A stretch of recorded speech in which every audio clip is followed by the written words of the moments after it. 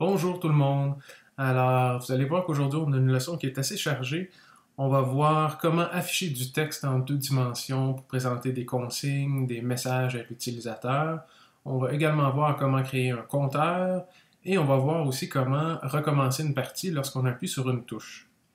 Alors, je vais commencer par vous montrer le démo complet, donc ce que je vais reconstruire avec vous pas à pas par la suite. Allons-y, vous allez voir qu'il y a de la musique. Donc, on a une musique d'introduction, on a un bouton ici qui contient le texte cliqué pour commencer. Alors, on peut voir qu'il y a un deuxième état de bouton quand la souris est par-dessus. Si j'appuie sur le bouton, qu'est-ce qui va se passer? On a un personnage qui va apparaître, le bouton va disparaître et on a également un compteur qui va apparaître dans le coin supérieur gauche ici. On voit également que la musique a changé. Une fois que notre compteur va être rendu égal à 0, on a pu constater que la musique s'est arrêtée, qu'on a eu un autre feedback auditif avec quelqu'un qui dit Game Over. On a également un bouton Vous avez échoué qui est apparu. Alors dans ce cas-là ici, on peut voir qu'on n'a pas d'effet de survol. Alors ça pourrait simplement être un message et non pas un bouton, mais dans ce cas-là, si on clique dessus, ça va nous permettre de recommencer la partie du début. Et également possibilité de le faire en appuyant sur la barre d'espacement, ce que je vais faire à l'instant, ce qui relance la partie du départ. Tout juste avant de commencer, s'il y en a qui veulent faire pas à pas les mêmes étapes que moi dans la démo, alors je vous invite à ce moment-là à télécharger le fichier zip qui s'appelle Démo Zone Texte et Compteur Project Début. Et moi, c'est en fait le fichier de départ que je vais utiliser avec vous. Si vous préférez m'écouter simplement, ben, libre à vous. Vous allez pouvoir de toute façon vous pratiquer dans l'exercice suite à la démo. Alors, ce que vous avez au départ dans ce fichier-là, donc pour pas qu'on perde trop de temps, là, je vous ai laissé le plancher, le personnage est là, la lumière également qui éclaire le personnage. Si on regarde à l'intérieur de notre structure, donc dans l'onglet projet, on a notre scène compteur et on a également différentes ressources qui servent à ce démo-là. Ce qu'on va avoir besoin d'utiliser un peu plus tard, c'est ce qui se trouve à l'intérieur du dossier musique. Puis d'ailleurs, on pourrait peut-être commencer avec ça.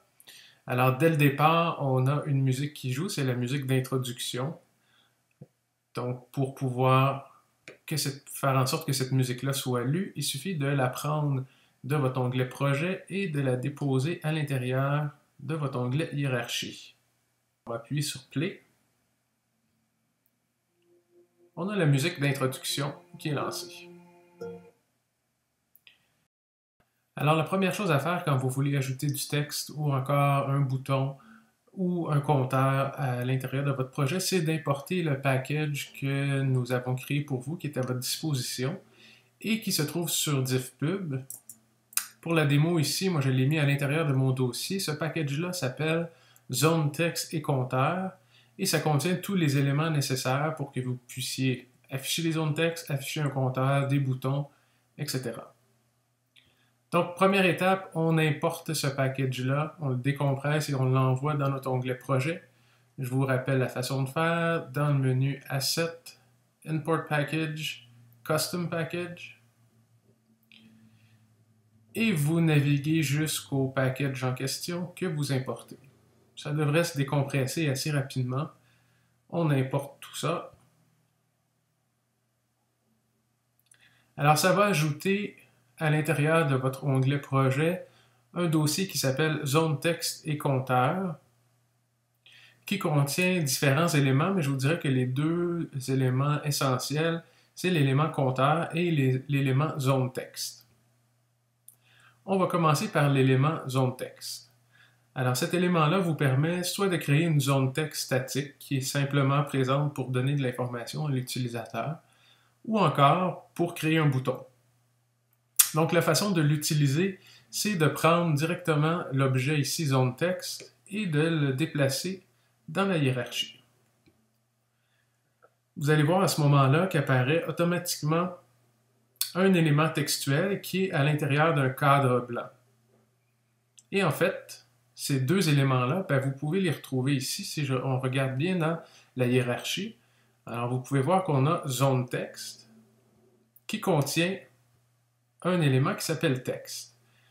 Alors, la façon de voir ça, en fait, c'est que zone texte ici, c'est en quelque sorte le cadre blanc ici. Alors, vous allez voir tantôt qu'on peut donner une dimension, une couleur et ainsi de suite à ce cadre-là. Et tout ce qui concerne le texte comme tel, ben, ça va se retrouver plutôt sur l'objet texte. Commençons par regarder le premier objet qui s'appelle zone texte. Alors, zone texte fait référence au cadre. Quand vous le sélectionnez ici, vous pouvez voir que le cadre en question possède trois composantes. Ses propriétés de transformation. On va commencer par regarder celle-là. Et ce qui nous intéresse en fait ici, c'est la position X, Y et éventuellement la position Z. On y reviendra tantôt. Position X et position Y, là il faut faire attention ici parce que les valeurs doivent être contenues entre 0 et 1. Donc une valeur de 0,5 dans l'axe des X, ce que ça veut dire, c'est que votre objet, votre cadre, va être centré par rapport à l'écran. Donc 0, c'est complètement à gauche, 0,5, c'est au centre, et 1, ça va être à droite complètement. Si par exemple ici, je rentre 1, alors vous pouvez voir que le centre du cadre blanc est maintenant aligné avec la droite de ma zone de rendu. Je vais remettre ça à 0,5. Même principe pour ce qui est de la position Y, où 0,5 va être au centre. Et si vous mettez 0, on se retrouve en bas. Si on met 1, on se retrouve en haut. Et là, bien évidemment, en jouant avec ces valeurs-là, comme je le fais ici, ben, ça vous permet de placer votre objet exactement où vous voulez. Donc, moi, dans ce cas-ci, je vais le placer juste en haut de la tête du personnage, c'est-à-dire à peu près à 0,7. Pour ce qui est de la propriété Z, alors vous voyez que la valeur par défaut ici, c'est moins 1. C'est pas vraiment important, ça aurait pu être 0, ça aurait pu être 1. Là où ça devient important, c'est si vous créez une deuxième zone texte. Donc, je vais le faire à l'instant. Je vais prendre zone texte ici à l'intérieur de mon projet et je le déplace à nouveau dans la hiérarchie. Ce qui va créer une deuxième zone de texte. Et là, ce qu'on va faire, c'est simplement sur la deuxième zone de texte ici, je vais venir changer sa couleur. On va la mettre rouge. En fait, c'était la première. Encore une fois, peu importe. Et là, ce que je vais faire, c'est que je vais superposer les deux boîtes texte. Alors, ce qu'on peut voir, pour le moment, c'est bizarre d'affichage. On a le rouge, le blanc qui est là, on ne sait pas trop lequel est par-dessus l'autre, donc on dirait que c'est le rouge, en fait, qui est par-dessus le blanc. C'est là où le Z devient important. Plus la valeur que vous allez donner au Z est élevée, plus votre objet va se retrouver sur une couche supérieure. Donc, dans ce cas-là, ici, mon zone texte, mon premier zone texte, qui est, juste pour vérifier, donc c'est le texte blanc. Alors, si je lui donne une valeur supérieure à moins 1, alors je pourrais lui donner 0. Alors, on peut voir que le blanc est maintenant par-dessus le rouge. Ça va nous aider si je le tasse un petit peu aussi. Voilà, comme ça. À l'inverse, si on avait mis ici moins 2, ben, il se retrouve sur une couche inférieure, donc en dessous. Alors, c'est l'importance du Z.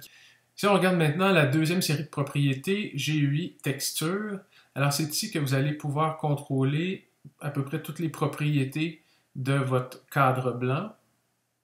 Donc la couleur ici, par défaut, vous voyez que la couleur c'est blanc. Alors si vous voulez changer cette couleur-là, ben, vous venez cliquer sur la pastille ici, blanche color, et vous venez choisir la couleur qui vous intéresse. Vous pouvez également jouer avec la transparence, donc je vais prendre une couleur un peu plus intense, on va y aller avec le rouge. Alors si vous voulez jouer avec la transparence, vous avez la dernière valeur ici qui est la valeur alpha. Par défaut est à 255, ce qui veut dire complètement opaque, mais vous pouvez changer ça et mettre par exemple une valeur de 25, vous êtes à 25% opaque, 75% transparent. Et si vous avez un alpha de 0, ben vous êtes complètement transparent. Alors, si j'avais des objets en arrière, ben on pourrait les voir. Donc, dans ce cas-là, ici, si je prends ma position Y, là, juste pour que mon exemple soit un peu plus convaincant, je vais le mettre par-dessus le visage du personnage. Je reviens à ma propriété couleur ici.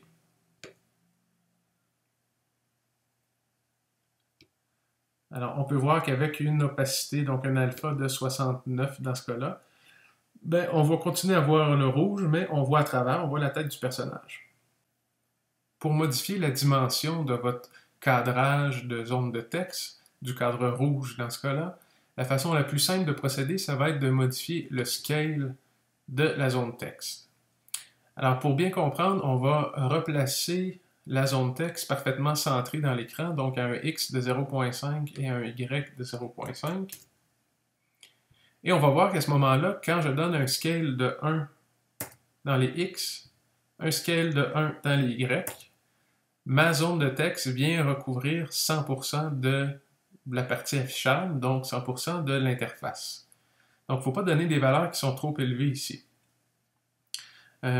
Si vous voulez procéder autrement, plutôt que de rentrer directement des valeurs, vous pouvez positionner votre curseur juste à gauche ici du X ou encore du Y.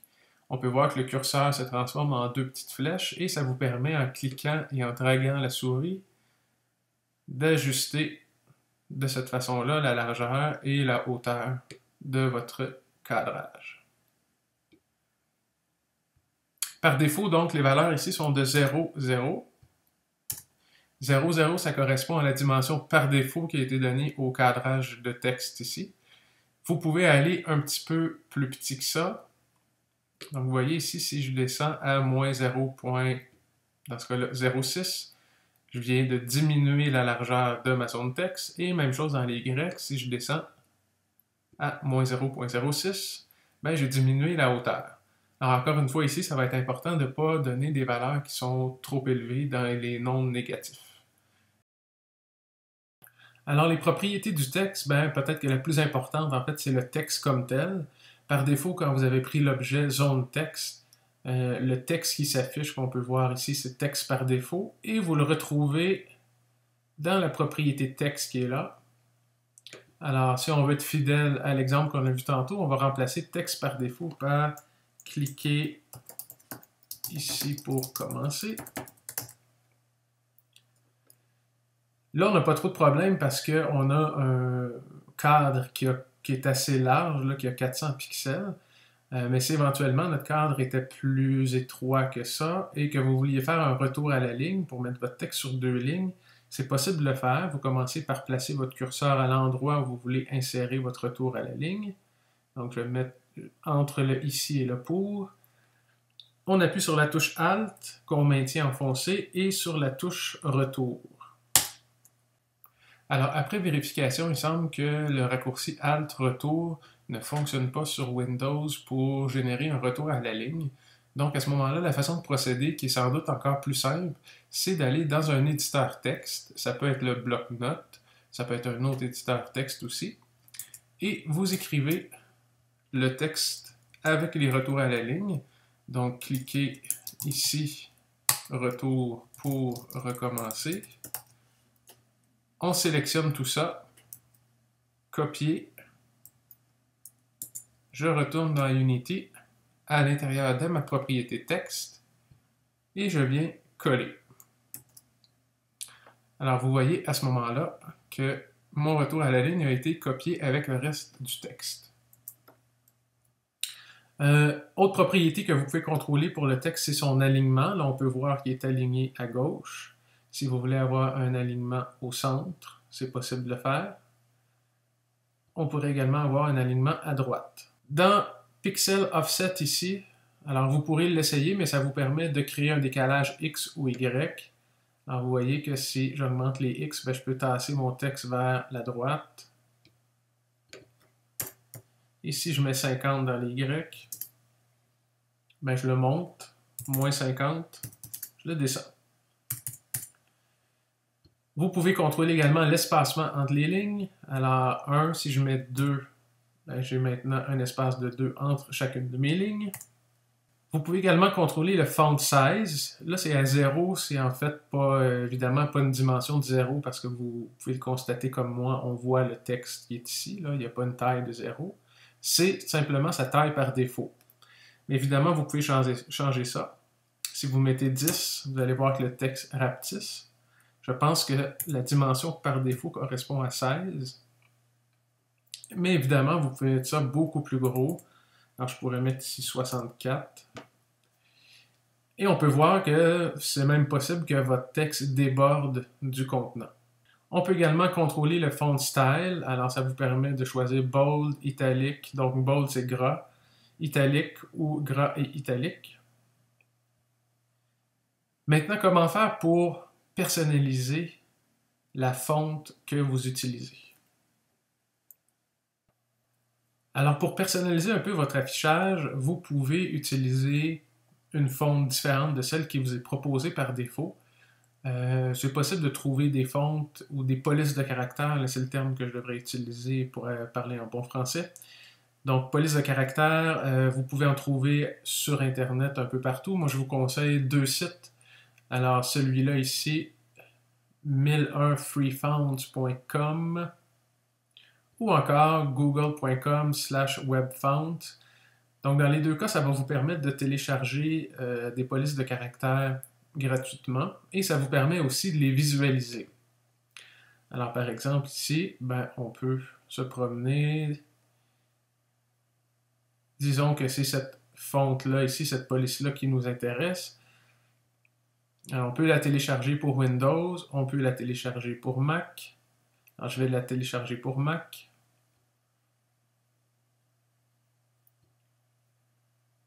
Et je vais la télécharger dans mon dossier de projet.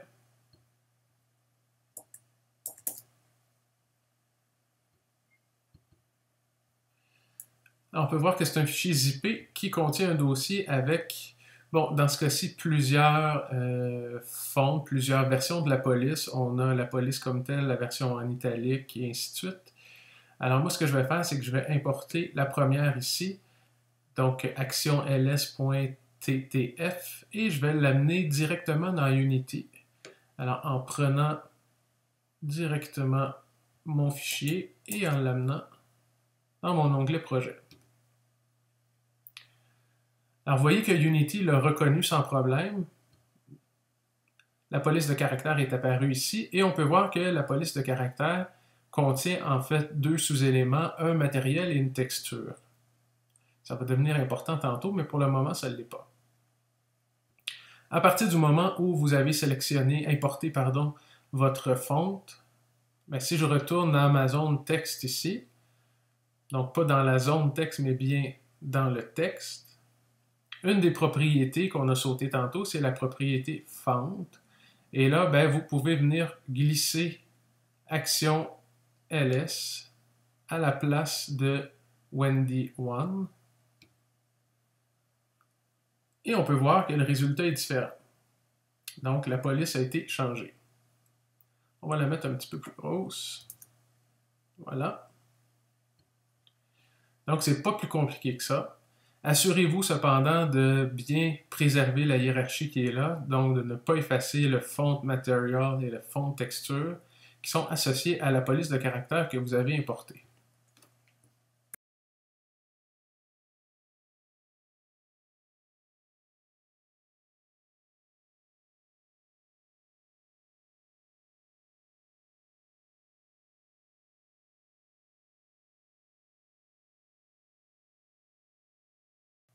Voyons maintenant comment on peut rendre cet élément 2D-là interactif. Pour le moment, c'est juste un texte, donc un cadre rouge avec du texte blanc, sans plus. À partir du moment où vous voulez rendre cet objet-là interactif, alors ça va se passer principalement à l'intérieur, non pas du texte comme tel, mais du cadre rouge. Donc dans ce cas-là, zone texte 1. Et dans la dernière composante que vous retrouvez dans l'inspecteur qui s'appelle zone text script. Alors, il y a quelques propriétés ici qui vont vous permettre d'abord de déterminer est-ce que ce texte-là est un bouton. Alors, si vous dites oui, vous cochez, à ce moment-là, il va réagir au clic de la souris. Si vous le décochez, ben à ce moment-là, ce n'est pas un bouton, ça va être un élément texte seulement.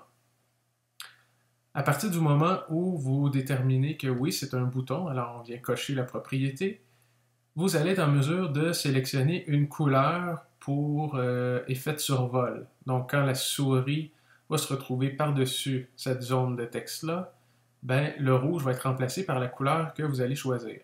Donc, dans ce cas-là, ici, je vais venir prendre bleu pour que ça soit bien évident. Et juste avec ça, si j'appuie sur Play, alors on peut voir ce qui se passe quand vous mettez votre curseur par-dessus la zone texte, ça devient bleu, et quand la souris ressort, ça redevient à la couleur par défaut, c'est-à-dire rouge. Raccourci clavier. Alors, par défaut, vous voyez que c'est à None. Donc, le raccourci clavier, c'est est-ce que vous voulez offrir à l'utilisateur la possibilité d'utiliser un raccourci clavier pour déclencher l'action. Alors, dans ce cas-là, ici, on a None, mais vous pouvez ici naviguer à travers à peu près toutes les touches du clavier. Alors, je pourrais choisir ici, par exemple, Space, la barre d'espacement. Propriété relance le jeu. Si vous cochez ça, automatiquement, le fait de cliquer sur le bouton ou encore d'appuyer sur le raccourci clavier, ce que ça va faire, c'est que ça va relancer l'exécution de votre jeu du départ. Quels sont les objets à activer? Quels sont les objets à désactiver? Alors, une fois qu'on va appuyer sur le bouton ou qu'on va, encore une fois, appuyer sur le raccourci clavier, quels sont les objets à activer et à désactiver? Alors, dans ce cas-là, ici, les objets à désactiver. Quand on appuie sur le bouton, on veut désactiver la musique d'introduction. Donc, je vais venir prendre l'intro ici et je l'envoie dans Objets à désactiver.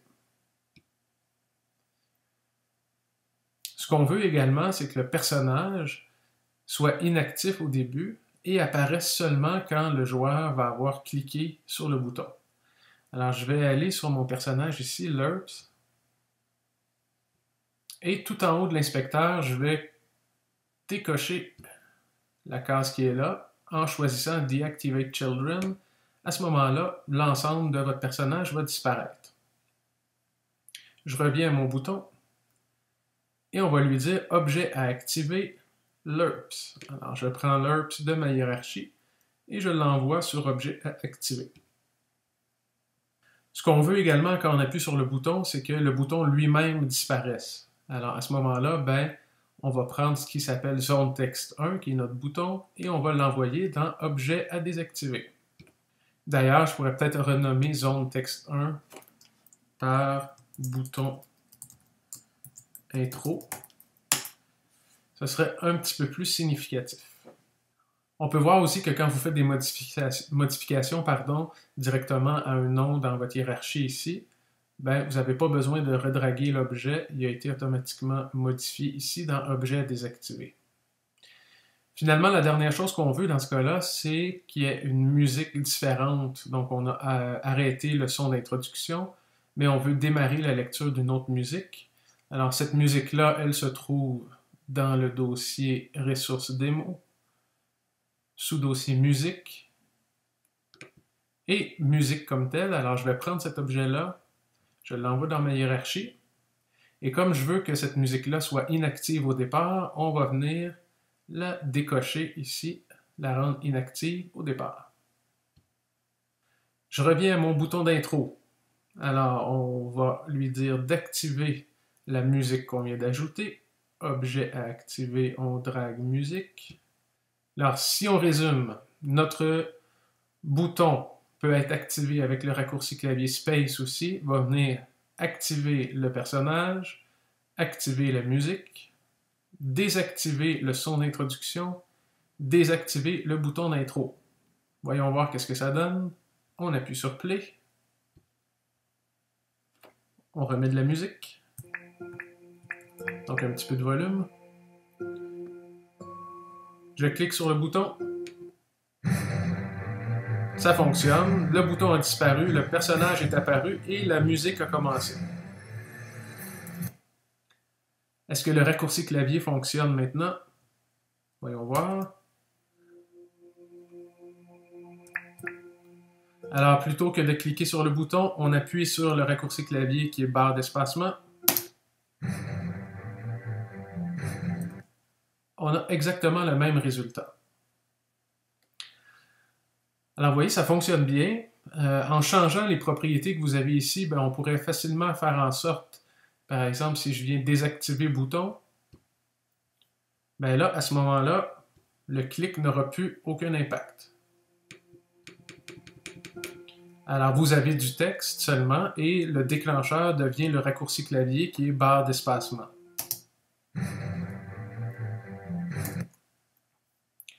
On aurait pu également avoir un bouton et ne pas avoir de raccourci clavier. Donc, le raccourci clavier est facultatif. À ce moment-là, on vient sélectionner None. L'étape suivante va être d'ajouter un compteur à l'intérieur de notre projet. Alors, le compteur, vous allez le trouver à l'intérieur du dossier zone texte et compteur, et vous avez un objet qui s'appelle compteur. Alors, comme on l'a fait tantôt avec la zone texte, on va prendre notre compteur et on l'envoie dans la hiérarchie. Vous pouvez voir, par défaut, le compteur va apparaître au centre de l'écran avec une valeur de 10. Donc, regardons le compteur comme tel et les propriétés qui nous sont offertes dans l'inspecteur. Dans un premier temps, vous avez le texte par défaut qui va s'afficher. Dans ce cas-là, ce qu'il faut comprendre, c'est que le 10, c'est la valeur qu'on veut qu'il y ait au départ. Si vous voulez qu'il n'y ait pas de valeur au départ, vous mettez rien. Et à partir du moment où on va appuyer sur Play, à partir du moment où votre objet compteur va être activé, ce qui va prendre la place du 10 ou de rien si vous n'avez rien mis, c'est la valeur du compteur. Pour ce qui est des autres propriétés, c'est exactement la même chose que ce qu'on a vu tantôt pour notre zone texte. Alors la position, si on veut mettre notre compteur en haut à gauche, on va lui mettre un X de 0.05, on est assez à gauche. Et au niveau des Y, on va mettre ça à 0.9, ça devrait être pas pire. Ça peut même être encore plus haut, 0.95. Les autres propriétés, j'y reviendrai pas parce qu'on les a définies tantôt, c'est la même chose. Ce qui va être important dans le cas du compteur, c'est principalement sa composante script ici, qui s'appelle compteur script. Il est assez simple à comprendre. La première propriété, c'est la durée. Donc, dans ce cas-là, c'est une durée en secondes. On est à 10 secondes. Si j'appuie sur Play, le compteur se met automatiquement à 0 et va venir monter jusqu'à la valeur cible qui est la durée, c'est-à-dire 10. Et il va s'arrêter là. Si vous venez cocher décroissant, à ce moment-là, il va commencer à 10 et il va descendre jusqu'à 0. 0 étant sa valeur cible. Une fois qu'il va être rendu à 0, il s'arrête.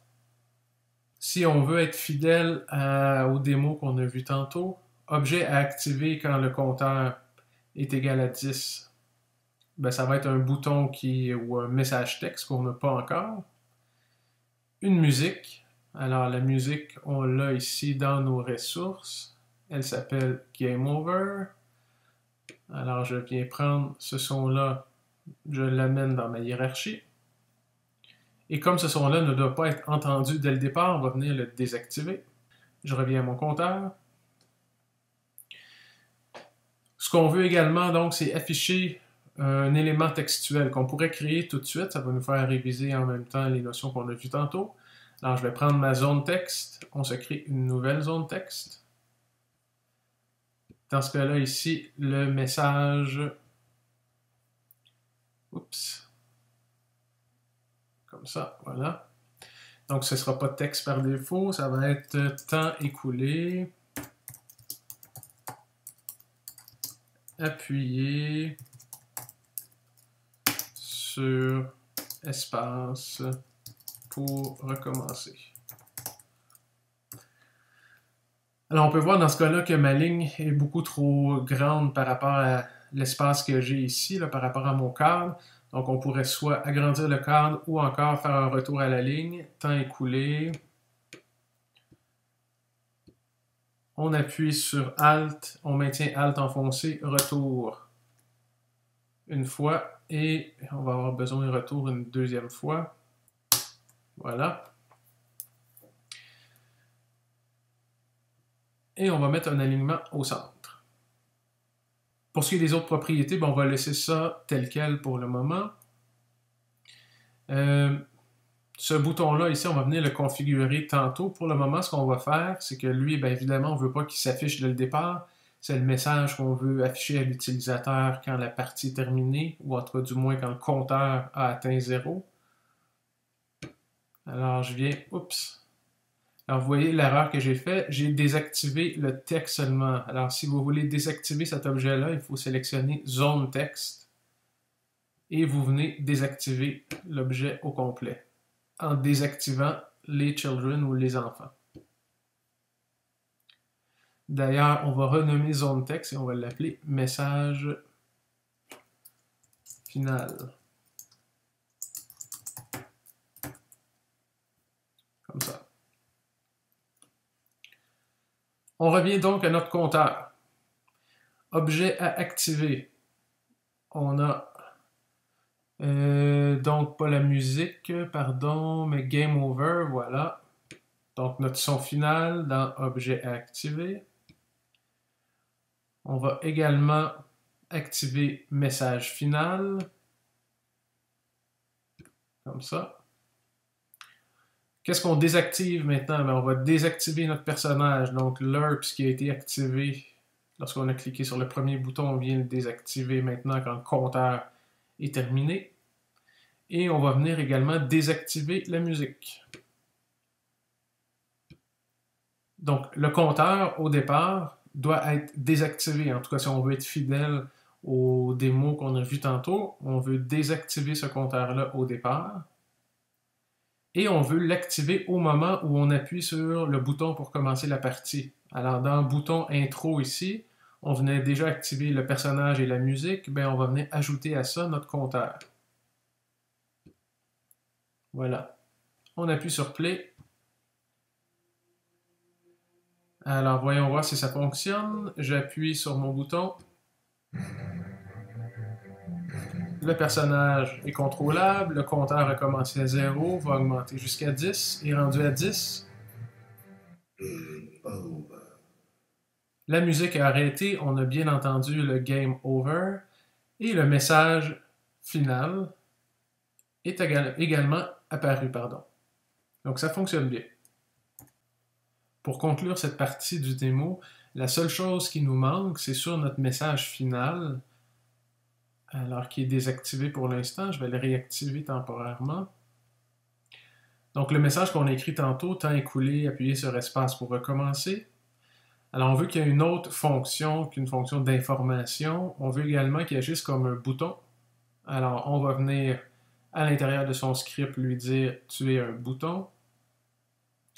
Et on veut qu'au moment où la souris est relâchée, donc on clique sur le bouton, que le jeu soit relancé. Alors je viens cocher également « relance le jeu ». Ce que ça va faire, donc, à partir du moment où vous cochez « relance le jeu » ici, dès que vous cliquez sur cet élément-là, ben, votre jeu réalisé dans Unity va reprendre du départ. On pourrait également choisir un raccourci clavier. Espace. Et je vais venir désactiver ce message final-là parce qu'on ne veut pas qu'au départ, on ne veut pas que ce message-là soit activé. Alors, voyons voir. Une fois les 10 secondes passées.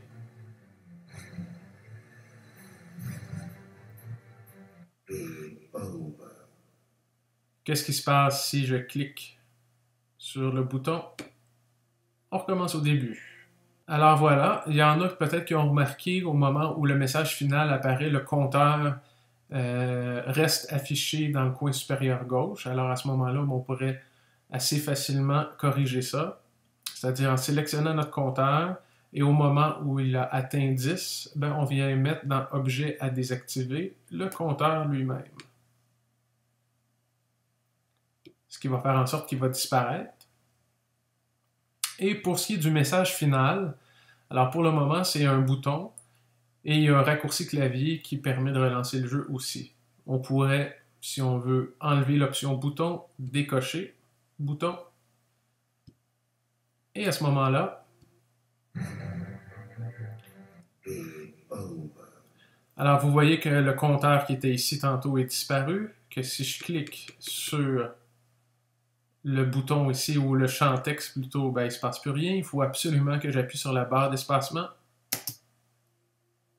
Et notre jeu repart du début.